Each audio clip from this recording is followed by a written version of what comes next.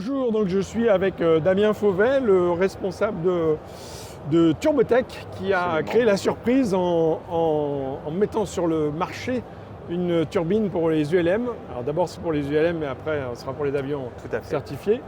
Donc Damien, là vous avez pris maintenant un grand stand. Oui, on grandit en termes de surface, d'employés, de moteurs vendus. Et voilà, pour le plus grand plaisir de tous, j'espère. D'accord, ben ça on verra bien. L'avenir nous le dira. On verra si on a des retours. Oui, tout à fait. Et bon, il y a des nouveautés un peu chez Turbotech? Oui, il y a une nouveauté. D'ailleurs, on va faire certainement un petit communiqué de presse, mais on avait la version 109 chevaux et 140 chevaux, qui était un équivalent, on va dire, du Rotax 915, puisqu'on obtient le même type de performance pour une consommation équivalente. Et là, on va livrer très prochainement un 160 chevaux. Donc voilà, ça y est, qui va être d'ailleurs tout à fait adapté pour des ULM, alors très performants. Pas en France forcément, parce qu'on est limité à 109 chevaux, mais dans le reste de l'Europe, mais aussi qui va être très intéressant pour des avions certifiés.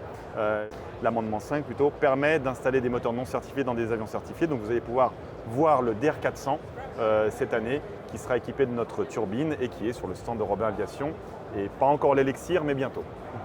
Quel est le gros avantage de remplacer un moteur Lycoming par une turbine? Alors, tout simplement déjà le poids et ce que ça consomme. On est à peu près au même niveau de puissance qu'un O320, un Lycoming O320. Un O320, ça pèse à peu près 160 kg tout équipé. Et nous, on est à 87 kg. Donc c'est quasiment le poids d'un passager qu'on va économiser. Et puis surtout, tous les fabricants d'avions, quels qu'ils soient, nous disent mais quelle est la problématique de demain? C'est la disparition de l'avgaz, de la 100 LL ou des essences.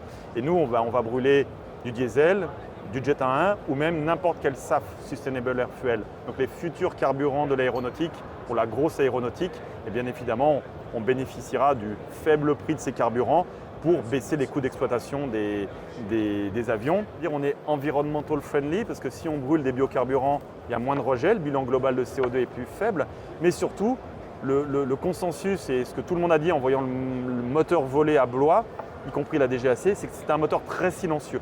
Voilà. Les gens se sont même demandé si c'est un avion électrique. Est-ce que vous allez aussi équiper des hélicoptères? Oui, tout à fait. Là, on équipe des hélicoptères classe 6, donc le Denali, qui ont notre turbine. Et il y a surtout Elexis hélicoptères en France qui testent et qui avait été présenté à Blois. On est en train de réfléchir aussi à ce qu'on appelle des STC, Supplement Type Certificate, pour aller installer nos moteurs sur des avions existants. Demain, on pourrait imaginer avoir un Cessna 72 équipé d'une turbine biocarburant Turbotech, et je pense que ça ferait quelque chose de très très sympa. Est-ce que les constructeurs sont intéressés? Parce que la STC, c'est plutôt une démarche de votre part, mais est-ce que vous avez été sollicité par Cessna peut-être pour réfléchir à la création de cette STC? Tout à fait. Alors nous, les STC, c'est plutôt des sociétés tierces qui souhaiteraient développer des STC sur la base de nos moteurs, pas forcément les fabricants d'avions, parce que les fabricants d'avions, eux, vont créer un nouveau type moteur.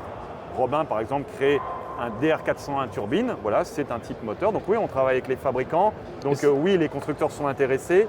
Après, il y a la certification qu'il faut avoir pour travailler avec les gens qui font la certif. Mais comme je te le disais, il y a quand même des subterfuges qui permettent d'installer un moteur, on va dire, qui n'est pas certifié CS Engine sur un avion certifié. Et là, on est en train de prendre cette voie avec Robin et Elixir Aircraft sur leurs deux appareils. Alors la certification possible de la turbine, c'est quelle époque? Quand? Quelle échéance? C'est maintenant presque, je dirais, parce qu'on est déjà en train de discuter de façon informelle avec l'EASA, mais ça a un nom, ça s'appelle la préapplication. Donc quand on est en préapplication, on échange avec l'EASA pour se dire dans quel cadre réglementaire on pourrait certifier une turbine, parce que c'est la première turbine pour l'aviation légère, faut s'en rendre compte, donc absolument, le cadre réglementaire doit être adapté, ça s'appelle des special conditions, donc on doit voir avec l'EASA de manière construite comment on travaillerait, et on pense qu'on va démarrer une application, c'est-à-dire officiellement les vrais échanges pour certifier le moteur. On aimerait bien peut-être toute fin de cette année ou début d'année prochaine, et après c'est un process qui va prendre certainement 2-3 ans, ça dépend de comment on arrive à se débrouiller. Mais donc oui, on commencerait vraiment le processus de certification dans quelques mois.